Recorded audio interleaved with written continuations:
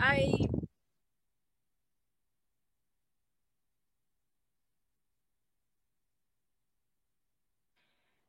and I thought I was in love, and I ended up marrying him. He was 15 years older than me, and so I went through 16 years, of abuse, and then I finally left, and I didn't know how to leave, and as the Jehovah's Witness, you don't think about separation as as an option. And so I, ended up slightly committing a little bit of a touch of fornication, I guess you would call it. I kissed somebody. So I was excommunicated from the congregation, but not for committing adultery, because I didn't. I was disfellowshipped for refusing to stay with my abusive husband.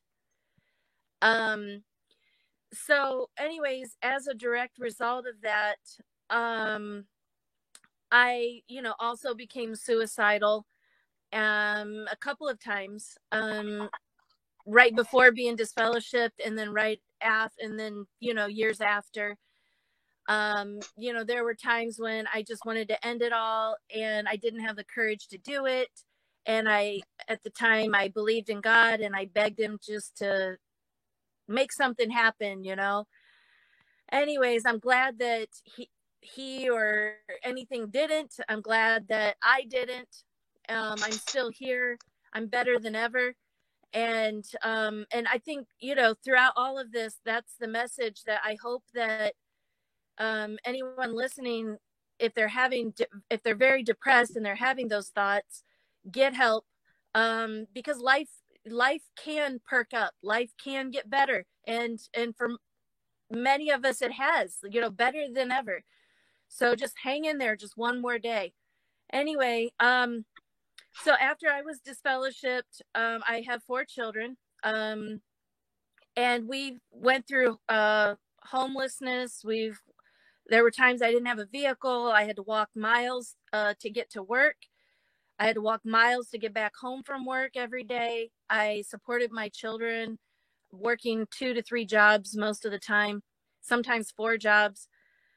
And I had very little support from family. When you're disfellowshipped from Jehovah's Witnesses and totally shunned, it's just totally traumatic. Anyways, I think it's probably harder on the children, the second generation out from leaving a cult, as it is opposed to us. And I won't go into details because I respect my children's privacy. They're young adults now, and they're actually all 4 are doing excellent. And I don't want to start bawling. But I will say that I could have lost my children to suicide attempts, all 4 of them. And I would like to say that my children have good careers, except for the COVID thing. 3 of them lost their jobs recently. But anyways, they survived. I survived, and you will survive too. So that's all I have to say about that. Otherwise, I will be bawling.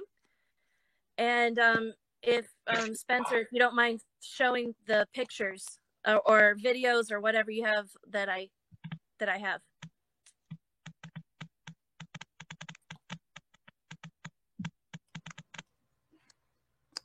And here we go. Give me a second here. Can you guys hear me? Yeah. Okay. Yep. Okay, great. Okay, so.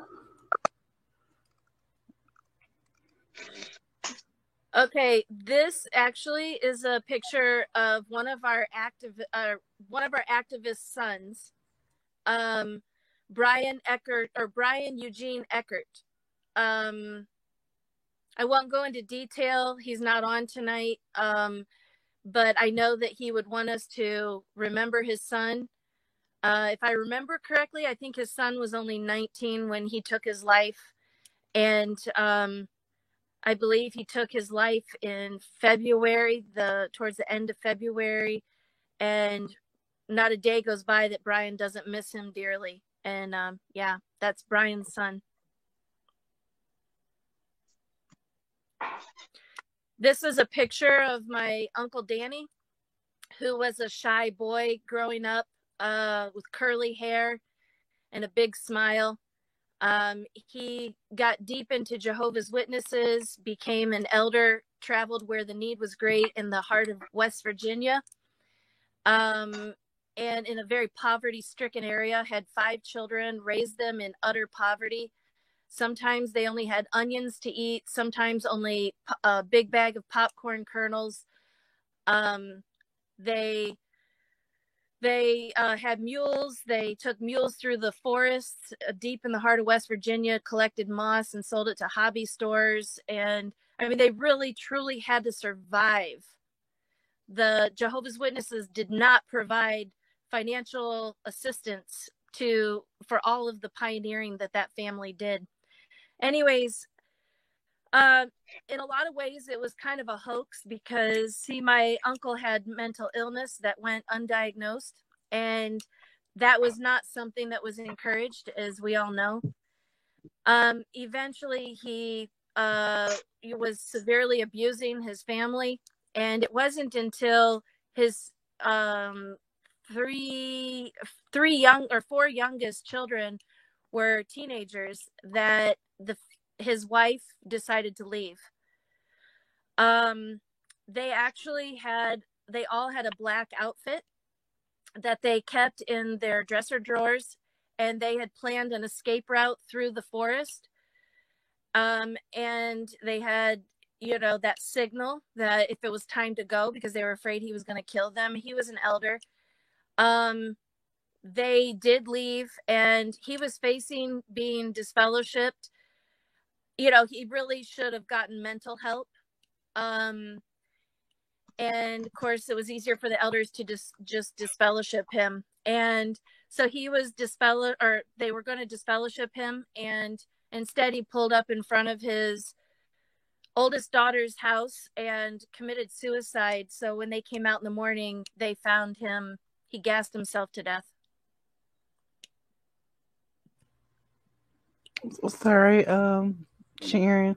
The next one we have here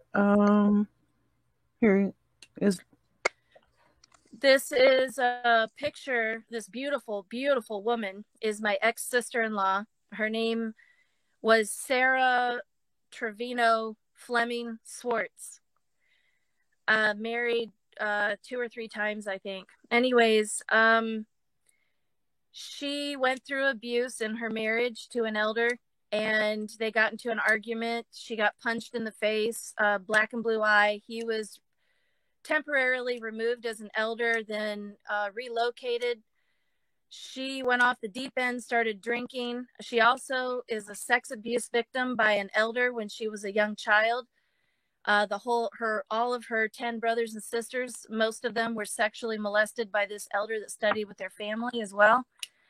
And so she turned to alcohol. Eventually, she developed a rare blood disorder and started having blood clots in her legs. And she was disfellowshipped at the time. She was afraid she would die alone without her family near her. So she worked really hard, went to every meeting, even though she had blood clots in her legs and was supposed to keep her legs elevated. She went to every meeting. She got reinstated just in time. Her health took a turn for the worst. She never filled out the no blood card. And so 2 elders stood at the foot of her hospital bed as her legs turned blue up to her knees. And they kept repeating over and over, you don't want a blood transfusion, right, Sarah? Right, Sarah?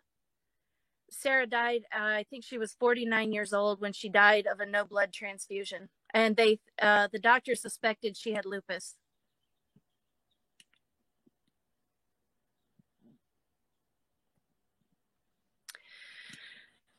This is a picture of Clyde Gill when he was a little boy. He was adopted at the age of 2 by a Jehovah's Witness family. And Do you have his picture? There he is again as a young man.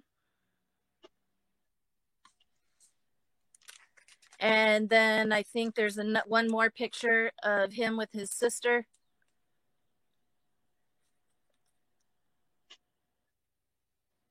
Let me work with the one with his sister. All right. But go ahead. I'm sorry. Give me a chance. Okay. So Clyde Gill's story. First of all, one of our fellow activists, Ramona Gill, this was her brother, and this is the story that she shared with us. I'm just going to read it. Clyde was adopted by JW parents at 2 months old. Oh, 2 months, not 2 years, sorry. As a little boy, he enjoyed the life of being a JW kid until he turned 12. The bullying kicked in from kids and their parents, and she means at the Kingdom Hall. He tried so hard to fit in, became an unbaptized publisher, wanted to get baptized so bad, and always was in service. But the bullying never ended, only worsened because our family was not the popular one in the congregation. Eventually, he stopped trying. Afterwards, my mom kicked him out of the home at 16 because she felt he was interfering with my dad becoming an elder.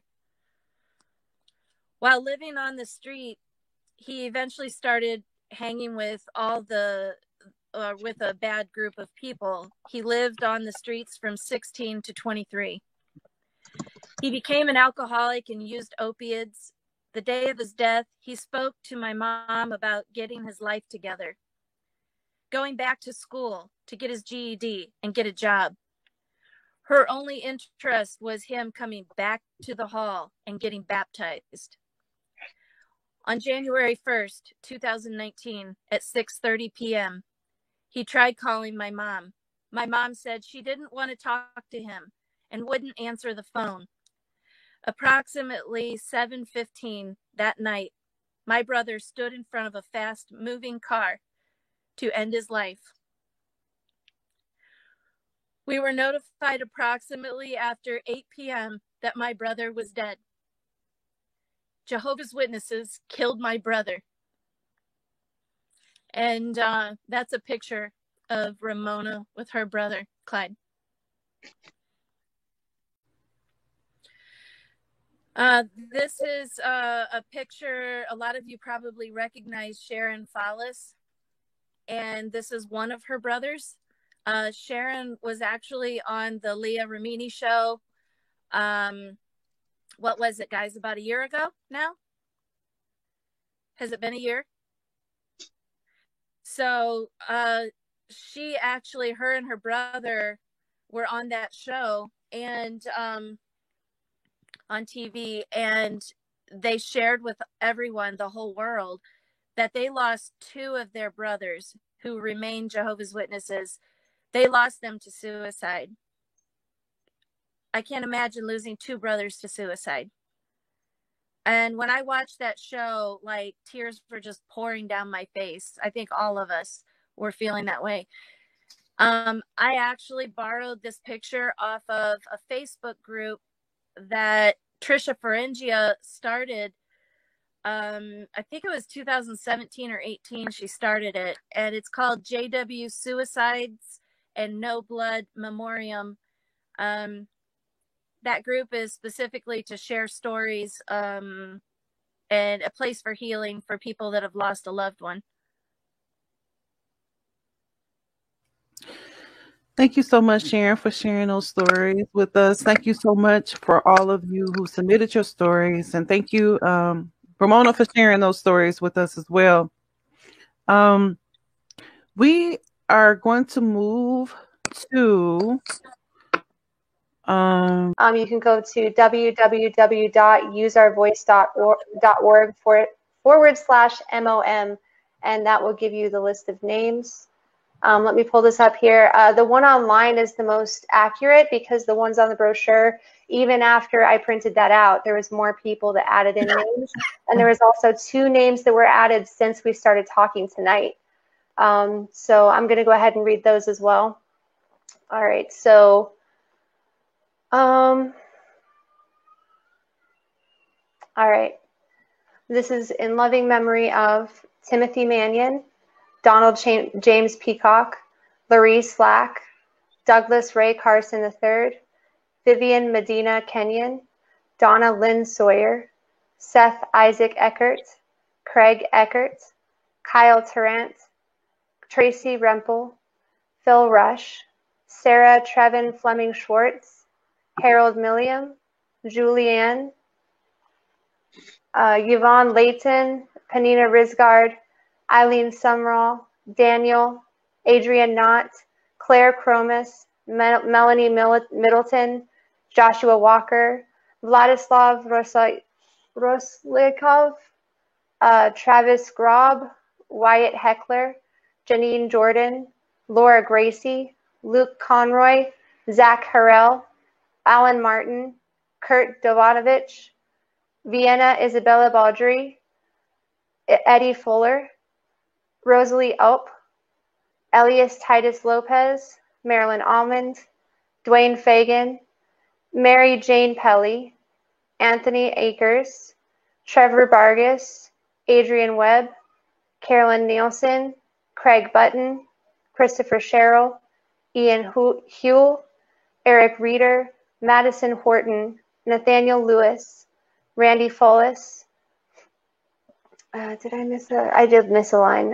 Juan Martin, Jacob Reams, Wendy Lopez, Omar Madaro, Camille Karen, Steve French, Ronnie Sissy Purdy, Richard Neal, Tamara Jefferson, Ash Redford, Pascal Smeets, Richard Wheelock, Catherine Brackett, Robert Follis, Nathan Savari, Lacey Crawford, Paul Hands, Amy Greer, Danny Tyson, Diane Rutan, Paul Holmes, Sarah Fleming, Stephen Stewart, Bethany Stewart, Dan Stewart, Lauren Stewart, the Millers, Trevor Trevino, Michelle Trevino, Corey Trevino, Marcella Trevino, Sandy Greer, Victoria Clemby, Stephanie Winger, Samuel Ewalt, Daniel Dorsey Dowen, Kelly Scott Jersom,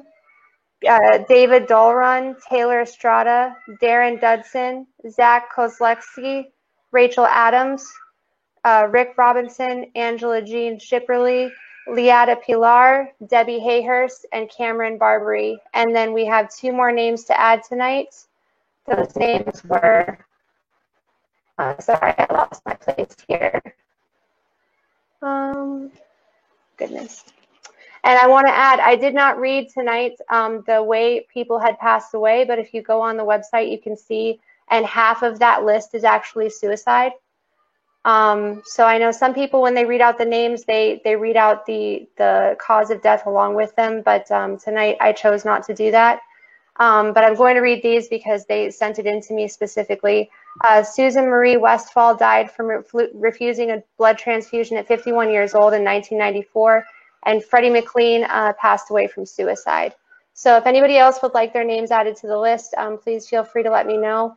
And it's just, every time I get a new list, it's overwhelming. But I'm also so glad to be able to honor those people who have passed away. You know, like Sharon and I and PJ, Molly, Emma, we all have people who we have lost from this. But to be able to share in this together, to be able to honor them, to say their names, and to read about the different Watchtower policies that caused them to lose their life is a very sobering thing, but it can also be something that brings us together. And one more thing that I wanted to read before I went, I have this up on the website, and it's also on the brochure, but it's the facts of the Watchtower's policies. And annually, it's estimated 1,200 people die due to Watchtower's no blood policy, aka their blood transfusion ban. And if you want to put that in perspective, if one were to use the Jonestown Massacre as an example, their final death count was 909.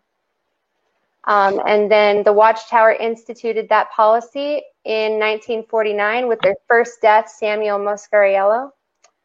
The 1200 does not include deaths involving suicide, substance abuse, or victims of domestic violence due to Watchtower's lesser known policies and